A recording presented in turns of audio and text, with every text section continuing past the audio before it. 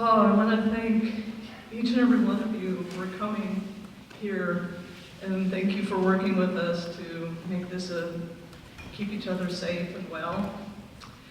It's so good to see everyone. Some we wish under maybe different circumstances, but we're grateful from all those we've heard from that can't be here today too. There's many others who wanted to be here for various reasons, for the outpouring of love, for the person whose life we come to celebrate today, Andre Ellison. And if he were here, he would probably be doing something joyful, right? He'd be like jazzing and jamming, wouldn't he? So get your spirit of jazz and jam, even in the midst of our grief and in the midst of our sense of not getting nearly enough years with Andre. In many ways, Andre was deeply connected in this community.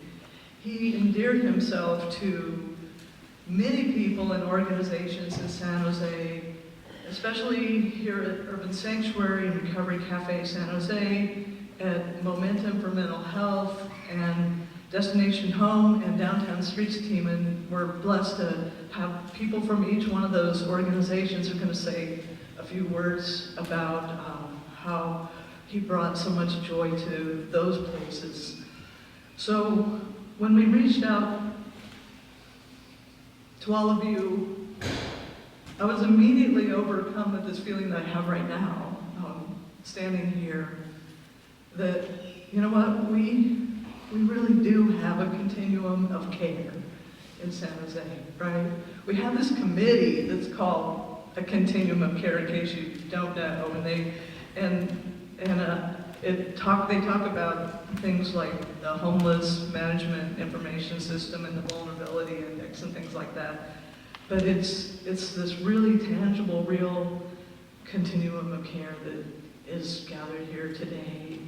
People who really do care and have a sense of deep connection about each other and what it means to belong to each other. So that's why we're here today. In the past couple of years, we've lost a lot of people, haven't we? And our normal ways of honoring those lives have been just tragically disrupted. So it's like we all come, I think, today, in a sense, with this well of unexpressed grief and also gratitude that has caused us to languish because we can't just let that have an expression of itself, both the grief and the gratitude that we have for so many people we've loved in our lives. So because of that, I'm grateful that we could do our best today to make it safe to gather for those who felt they could. While I deeply appreciate the homeless memorial service, and I especially appreciate those who take the time to put the names and ages of people on the tombstones, which are so important to spend time with those names. I was there just a couple of weeks ago to bear witness to the 250 names that were read. But I am deeply troubled about so many people who die without any celebration of life or acknowledgement of their very particular, unique worth and value. So today we come to say, and we're going to light this one singular candle here, we come to say that every single life is a light. And we come to light this singular candle. We come to stop our schedules, stop our watches, stop our clocks, stop everything to say, Andre's life mattered. His life mattered so much to us. And to have time that's just for Andre and for us to express our grief and our gratitude for his life. So I'm invited Perry Jackson. Perry, there you go. Come on up. Perry, come on up and to light a candle with me and to say a few words about the light that Andre brought into his life.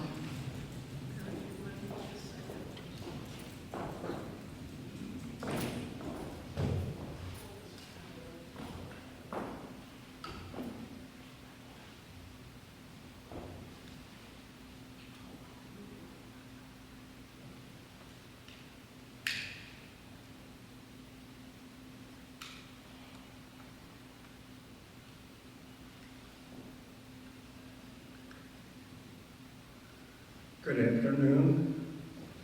My name is Perry Jackson, and I'm here to raise hell about an old friend. When I first met Andre, first thing across my mind was to cut his damn dreadlocks off.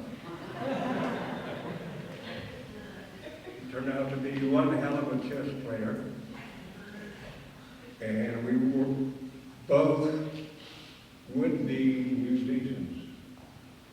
We had jam sessions every Friday. We played a lot of chess together.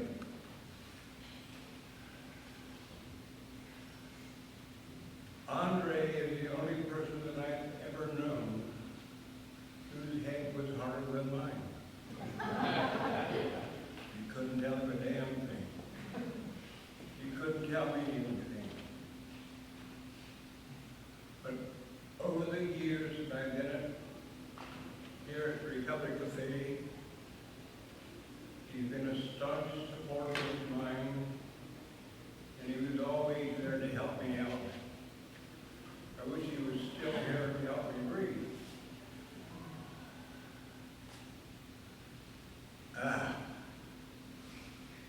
In the back, the choir.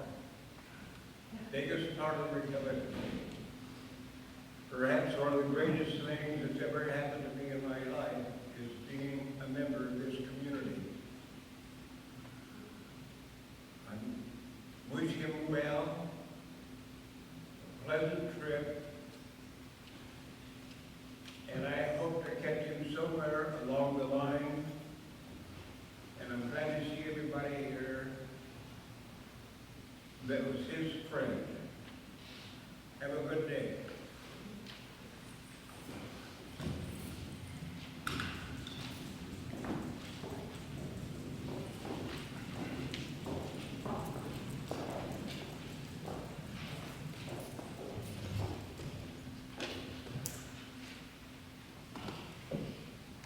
My prayer of gratitude is this. Andre, be free, be strong, Be proud of who you have been, and know that you will be mourned and missed, and that no one can replace you. Know that you have loved and are beloved. And Andre, as you move beyond form, flowing like water, feed on sunlight and moonlight, radiant as stars in the night sky. Past the gates, into the dark without fear, returning to the womb of life to sleep in that cauldron and the alchemy of this beautiful world. Rest, heal, be blessed. I'm grateful that Ken Goldstein is here, someone else who's shared many jam sessions with Andre to bring us some music this afternoon. So, not quite 7 years ago, I just learned about Recovery Cafe, and I was coming one morning for a job interview to be the director of the program. And it was early in the morning, nobody was here yet. The doors were all locked. I'm going from door to door, knocking, trying to figure out how to get in. And it was Andre who opened that door for me, in so many ways, and welcomed me in, and prepared me for the desire. So I went the first day I met Dana, the first day. I knew you already. Who else I mean? That day and soon after, but it was Andre who literally welcomed me in. And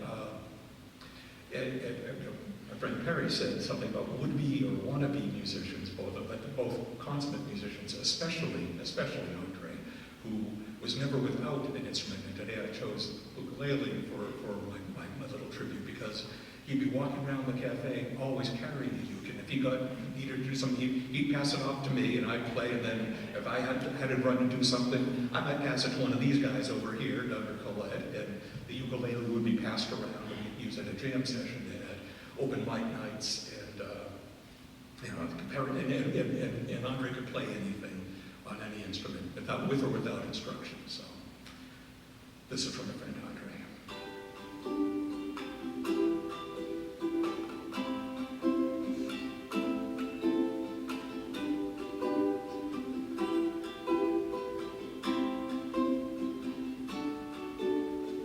Pirates, yes, they were mine, sold I to the merchant ship.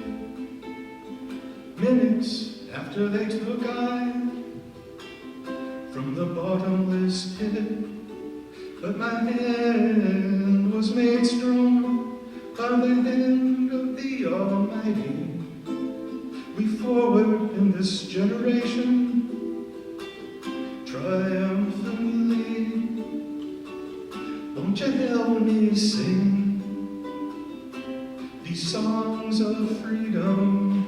'Cause all I ever had, redemption songs. Emancipate yourself from mental slavery. None but ourselves can free our mind. Have no fear for atomic energy, for none of them can stop the time. How long will they kill our prophets while we stand aside and look? Some say it's just a part of it. We've got to fulfill the book. Won't you help me sing these songs of freedom? 'Cause all I ever had, redemption songs, redemption songs.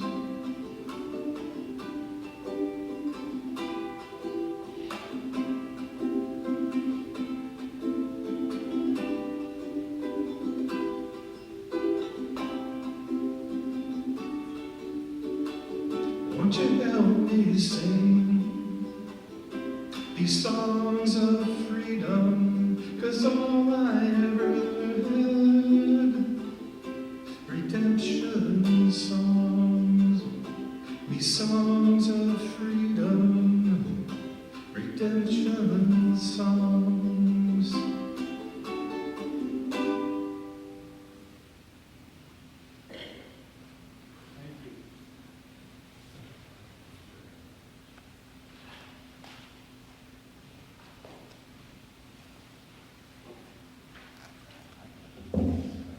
Good afternoon. It's great to see everybody here, even under these circumstances.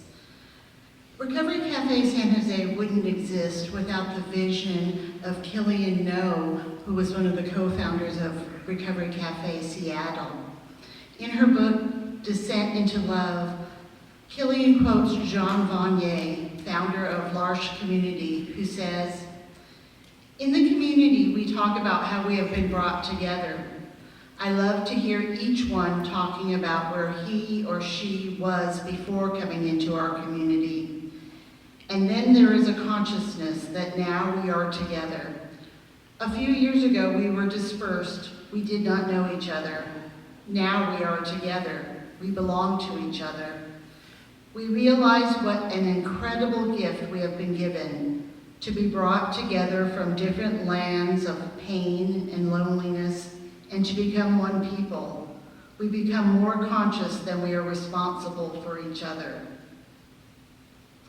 Killian then writes this: "An essential ingredient in the special sauce of Recovery Cafe is that almost everyone involved at any level and in any way knows that we are all both addicts and healers, both recipients and contributors, both those who welcome others into our community of belonging, and those needing to be reminded daily that we ourselves are welcome. We all know, we all need to know we belong."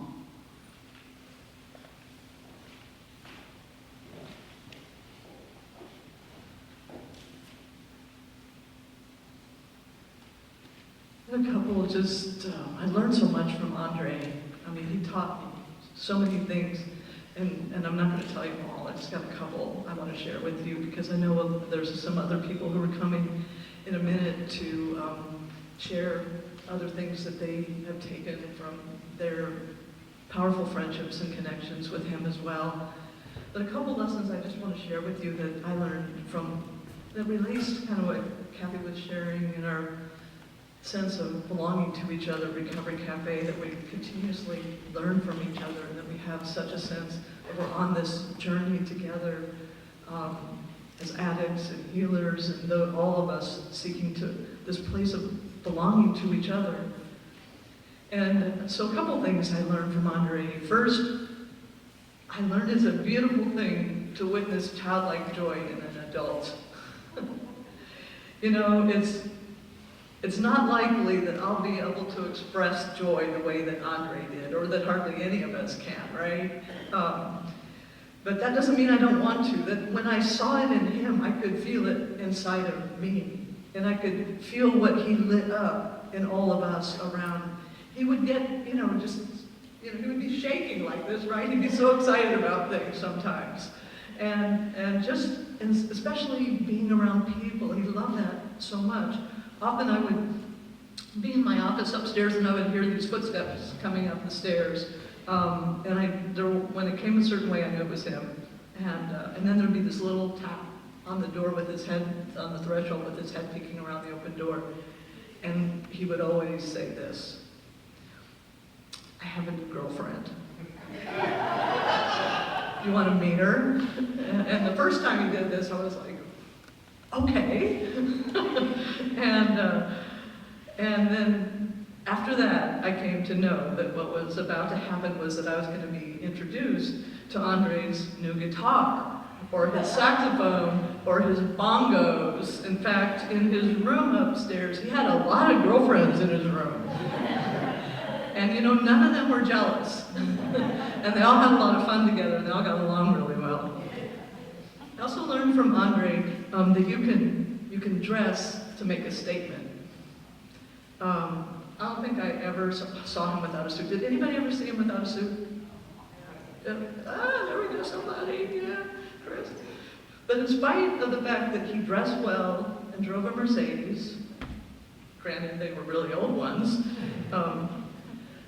Andre was pulled over many times by the police. So Andre and others were a teacher to me as I began to understand, by being his friend, a little bit of what it's like to be Black. But I will say that Andre took the difficulties of racial profiling and used it as an opportunity to look first rate. And I do think he was really proud of how he looked.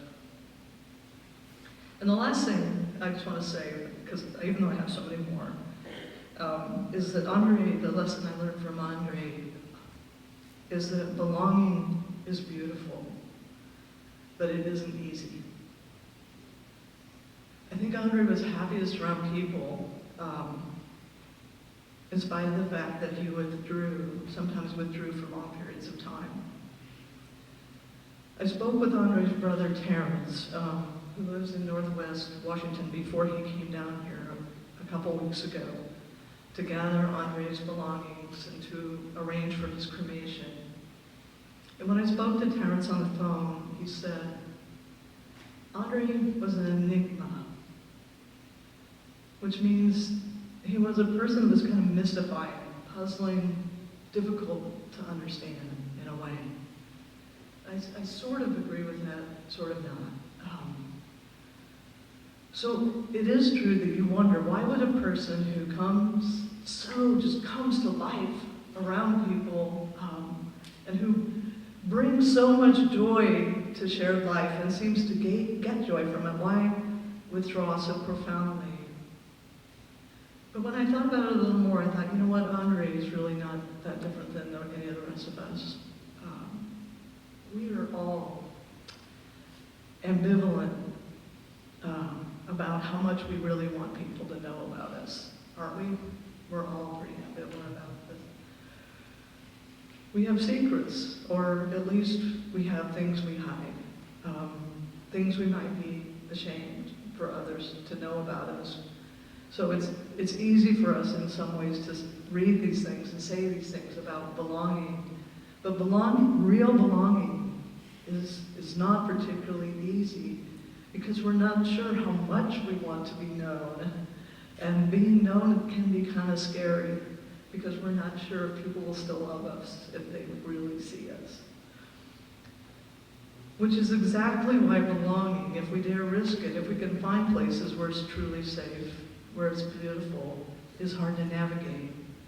And which is why we need to do our best diligence to keep our spaces with each other really safe, and at the same time courageous, both free from judgment, yet realizing we are at our best when we are, as Jean Monnet says, responsible to and for each other, when we have that sense.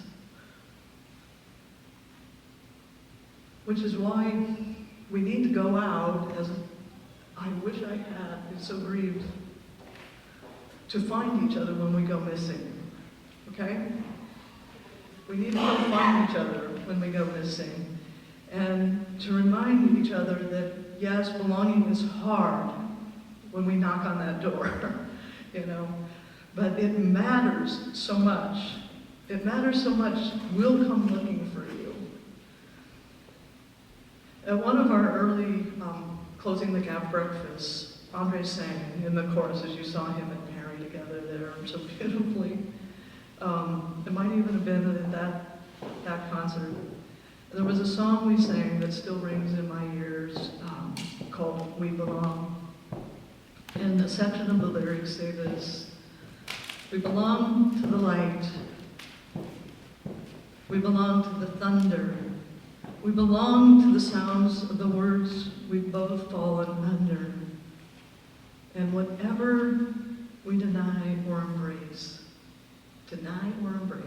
for worse or for better, we belong. We belong together. I'm grateful. My life is so much better for having belonged to Andre and having the sense that he belonged to me and to all of you at the same time. And so I'm grateful to another person that jammed with Andre, who's going to sing. John Duckworth is going to come up and offer a song. And then after that, some others are going to come up from other groups that Andre was part of and share. And I just invite those of you who are on the list that are speakers, just come on up and introduce yourself when your turn comes up. John? I just know that I just know that Andre's up in heaven teaching Gabriel some trumpet licks. Gee, I'm more nervous than I thought. This is a song by Taj Mahal, and I don't think he wrote it to be played on a grand piano, so if you'll excuse me, see what happens. Just pretend it's an old raggedy beat up, out of tune piano. It'll sound perfect.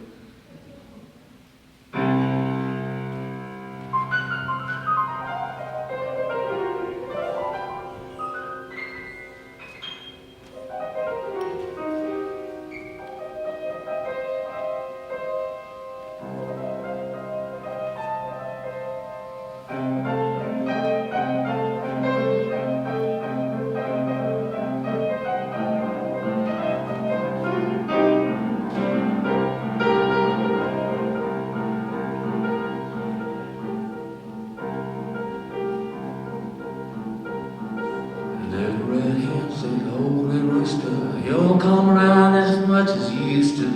I'll be long gone, long gone. I'll be long gone, like a turkey to the corn. Old gray rooster said, little red hen, I ain't seen you around here since I don't know when. I'll be long gone, long gone. I'll be long gone, like a turkey to the corn.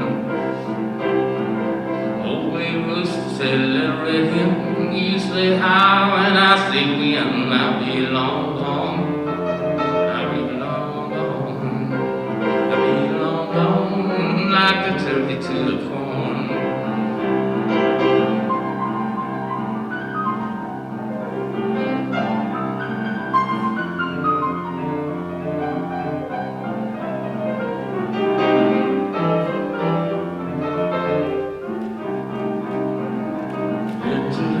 I've been to the south, I've been to the east, I like the west and south the best. Long gone, long gone. I've been long gone, like a turkey to the corn.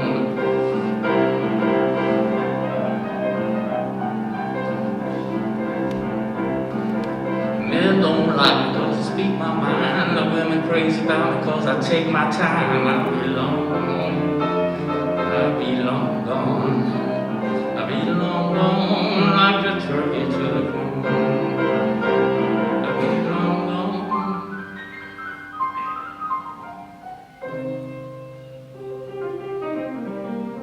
Like the turkey to the corn.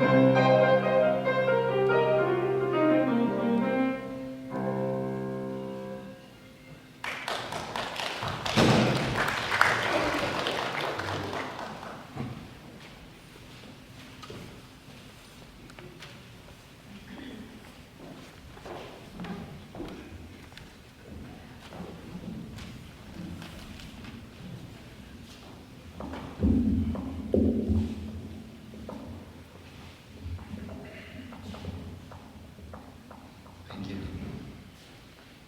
Hi, I'm Chad. I cannot guarantee that I won't get emotional and that I will remember everything that I wanted to say. I've known Andre, I guess, for probably over 10 years. I've had the good fortune of knowing him representing two of the groups that he was heavily involved with. I mean, what an honor. I think the most important thing I want to say about Andre is that he gave the best hugs and smiles, and he was just a wonderful man, and he made me feel good when I saw him. I think that's about the best we could do for anybody, right?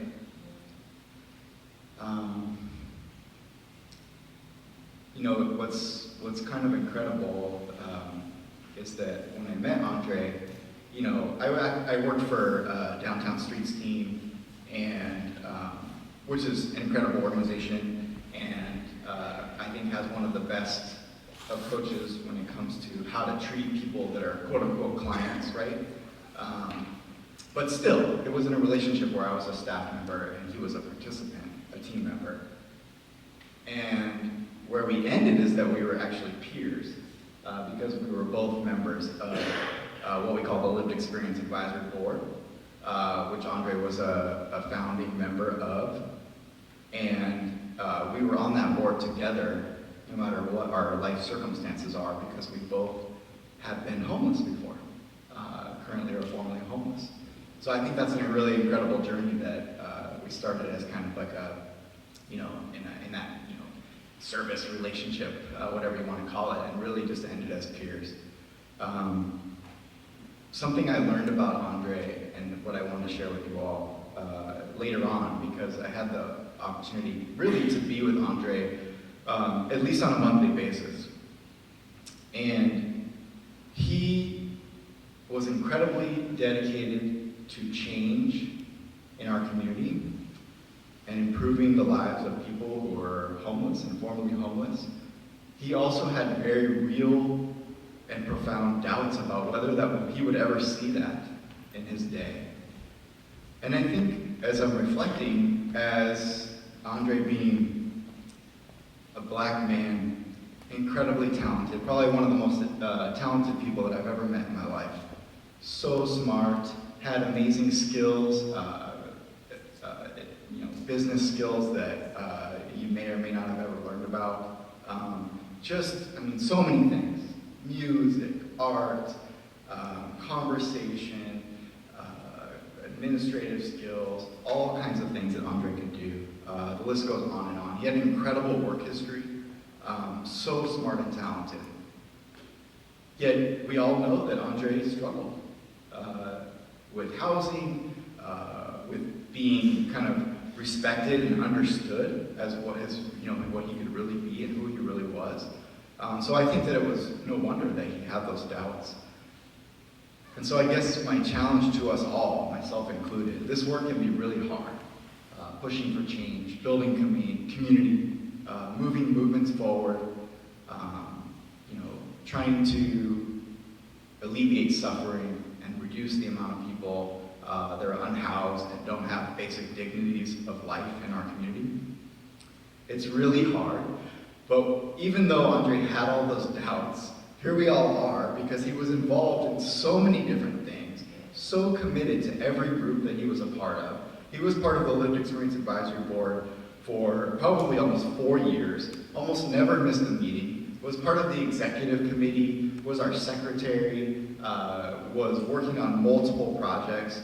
So even if he had doubts, understandably, he put his feet forward and just kept doing the work. And I know from where I'm at, having done this work for a long time now, it can be incredibly hard. This is not the first memorial that I've been to for someone that I love and care about. And we see outside the struggle. So the main message that I want to say is just like, let's take the example of Andre and the work that he did with all of us and buckle down and be courageous and just keep fighting. Keep fighting for change. Keep fighting for justice in our community. Thanks, Andre.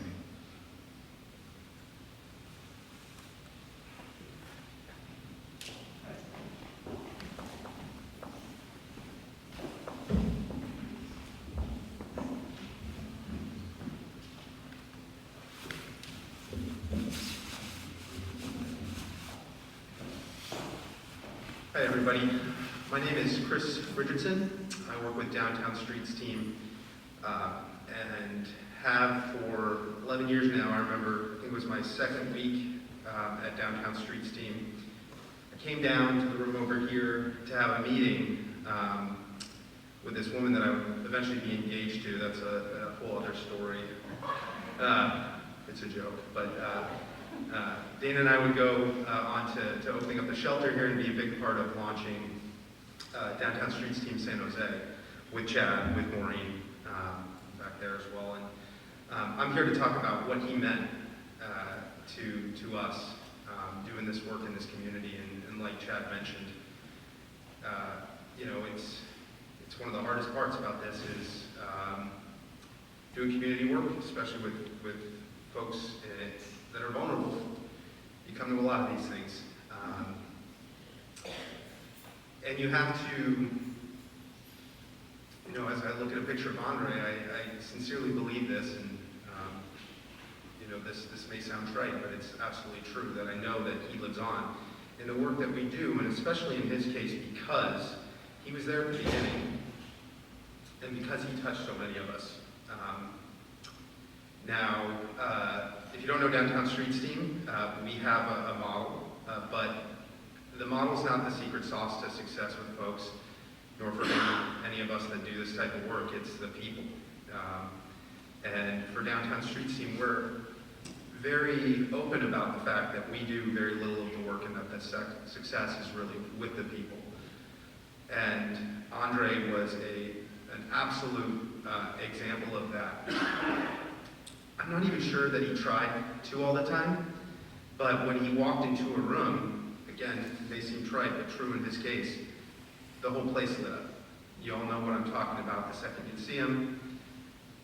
His eyes would light up, and he would be so excited to talk to you, or so excited to, in my case, I got to jam with him one time, right? How cool was that?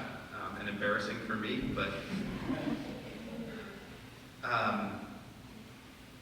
those moments I remember, and a lot of our leadership at the organization, were so saddened to hear this news. So we hadn't been in contact for a while, but we all so remember that feeling that we got every single time we got to see him. And that's a special person.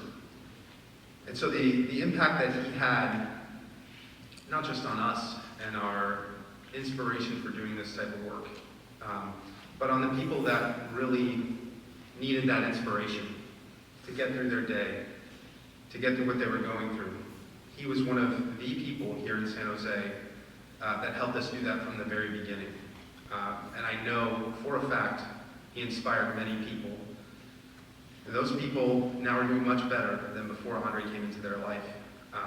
And it wasn't necessarily by his example, it was the fact that he legitimately cared about even just having a conversation with them and engaging with them. And we used to have a meal here once a week, and he would just go around talking to every single person, whether it was the same conversation you had last week or not. And you felt important every single time you talked to him. And that's a powerful person, that's a powerful effect, and we're all worse off with one less person like that. But we also know, and I know here in San Jose, that Andre will continue to inform and to inspire the work that we do. For me today, I woke up and, you go through your closet every single day, and folks that I know here can attest, I do not like wearing a suit. But I thought Andre used to tell me I should put on a suit.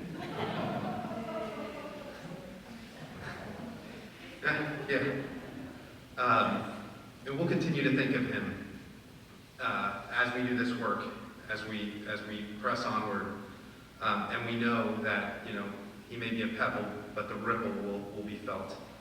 And as my friend and former colleague Chad just mentioned, I hope his life serves to inspire us to keep on doing this work and keep on pushing forward, and to try and make people feel special and feel unique when we talk to them the way that Andre did. He will be very missed. Thanks.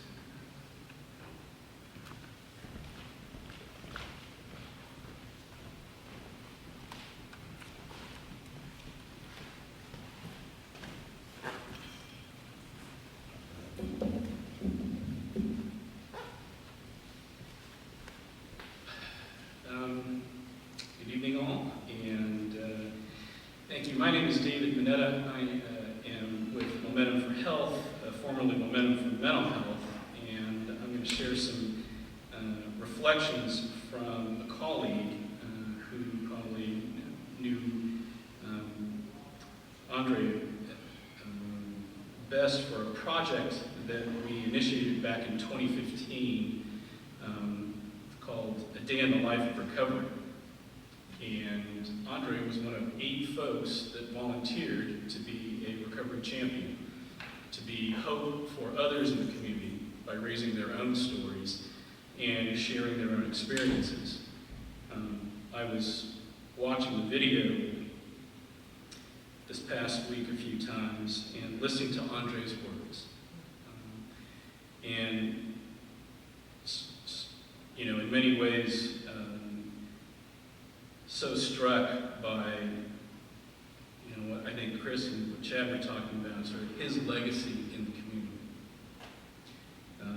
I probably know Andre, I would wager that I probably know Andre the least well out of anyone in this room right now. Having really gotten to know him a bit just from the project. And really want to thank Dana and all the friends from Recovery Cafe, from Destination Home, and then I got it. Good. There we go. And our friends from Chad and our friends from Destination Home, and also from Chris and Eileen from DST. So I would like to just thank Avery Cruz, my colleague, for these comments, and just to share a little bit of reflections of our work, particularly from Andre's work at Momentum. Spending the day with Andre while filming the day in the life of recovery, some of it which actually happened next door, was pretty amazing. He was vulnerable and showed us that recovery isn't easy.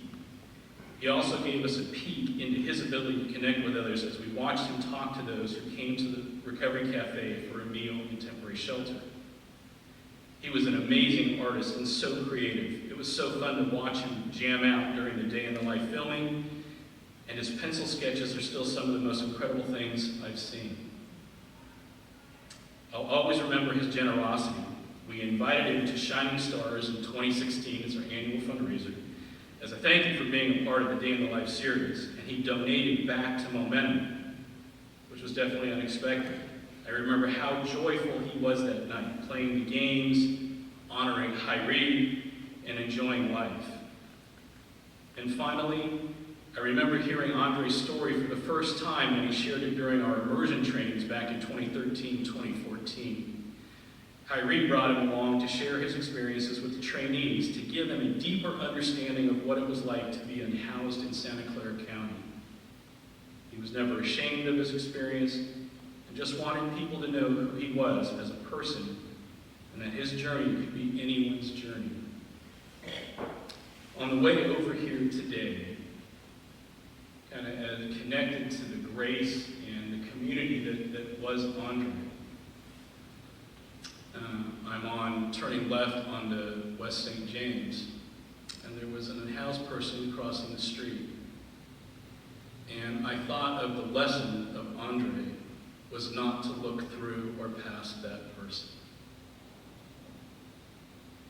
was to see that person, was to wonder about his life, was to wonder about his hopes, was to wonder about his future, what kind of supports he might need. And I think that is, in many ways, the gift that I see in the pictures and in the video that we still have from the Day in the Life of Recovery. And the hope that he is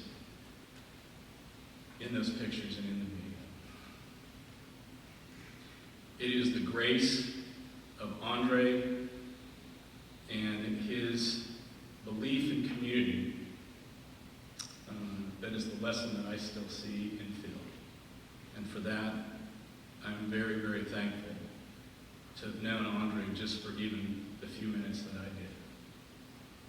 That's a pretty powerful legacy and impact. So thank you all. It's nice to be here in this community. Thank you, Dana.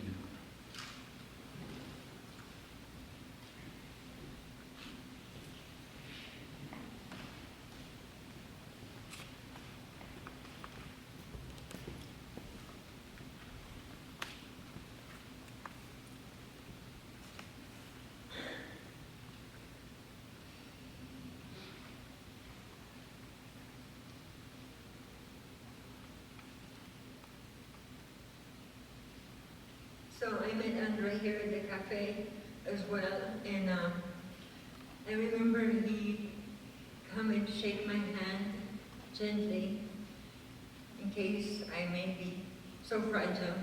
He had a special way, the way he spoke, the way he walked, the way he talked. So later we realized that we were actually neighbors and didn't even know it. I lived down in San Carlos, he lived around the corner on Buena Vista. One day my car broke down, and I was running late as usual. Andre was driving and offered me a ride, so I got in this ridiculous car. There was, oh my God. I mean, I was afraid to set my coffee and my cigarette.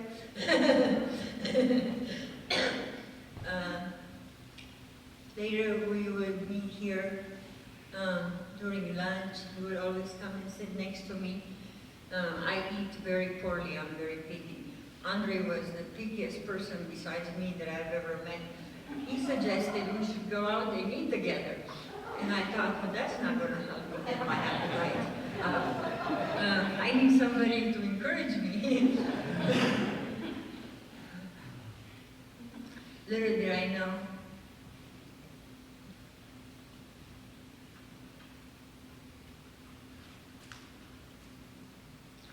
Later, I invited him to my house, but he wouldn't come without calling. I have an open door policy. Everybody comes to my house without calling. Andre was very gentle, very kind. When I would go over to his place, he would lay like a towel where I sit, hang my coat, just like a princess, you know? Princess Gabriela.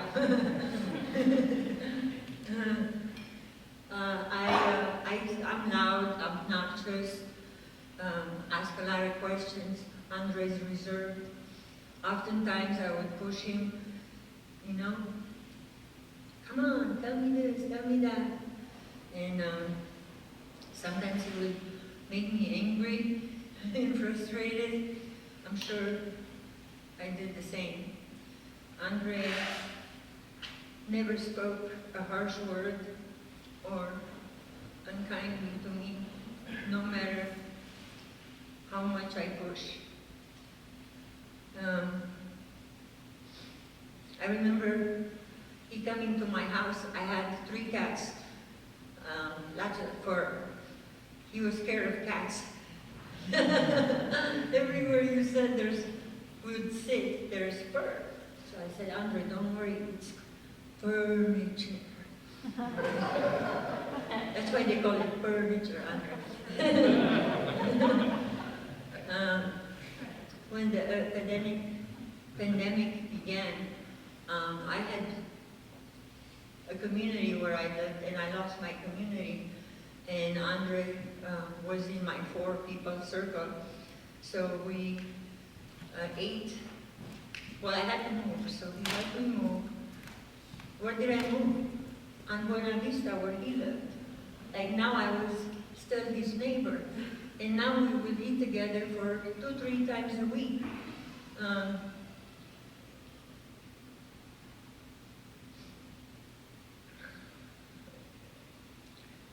Often Andre would hold the mirror, not the physical mirror, the one you check yourself out in, but the mirror of seeing my value. And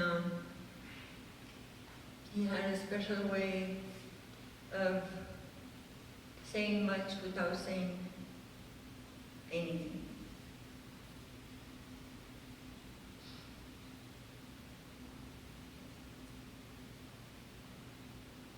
We don't know how long he's been suffering, but he didn't say a word.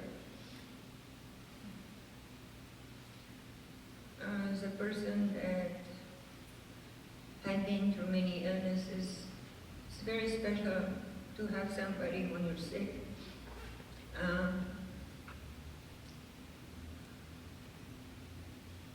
Allowing somebody in, it's really hard. I had a lot of things in common with Andre. Andre had taught me how to love deeper, wider. I wanted to write a poem, but didn't come out as I wanted. But I found this poem that really speaks to how Andre lived. It's called Our Journey Together is Short. A young lady sat in a bus when the door opened at the stop. A loud and grumpy lady came and squeezed right next to her, bumping her with her numerous bags. The man across from her got real upset and asked her, "Why didn't you speak up?" But she answered with a smile, "It's not necessary to be rude or argue over something so insignificant. The journey together is so short. Besides, I get off at the next stop." These words deserve to be written in golden letters. Our journey together is so short. So let's each of us recognize that our time here is so short. Why darken it with quarrels, futile arguments, not forgiving each other, discontented, resenting, fault-finding attitude would be such a waste of time. Did they break your heart? Be calm. The journey is so short. Did someone cheat you, humiliate you? Be calm. The journey is so short. Whatever trouble they bring you, let us remember our journey is so short.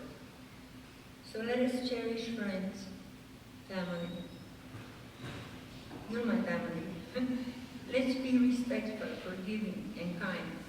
Let us be filled with gladness and joy. If I have hurt you, I ask you forgiveness. But if you have hurt one, if I have hurt you, I ask you forgiveness. If you have hurt me, you have my forgiveness. So don't forget, our journey here is short.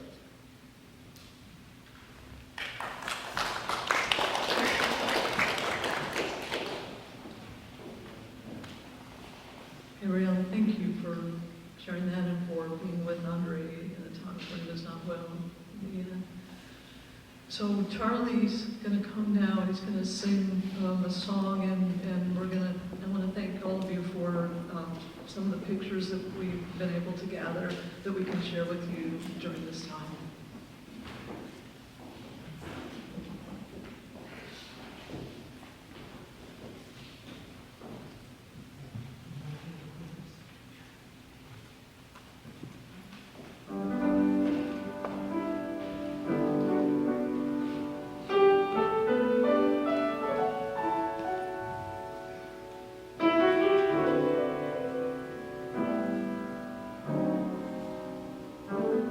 Unforgettable, that's what you are. Unforgettable, though near or far. Like the song of love that sings to us, how I thought of you to bring to us the joy that we share, and how much we care. Unforgettable in every way.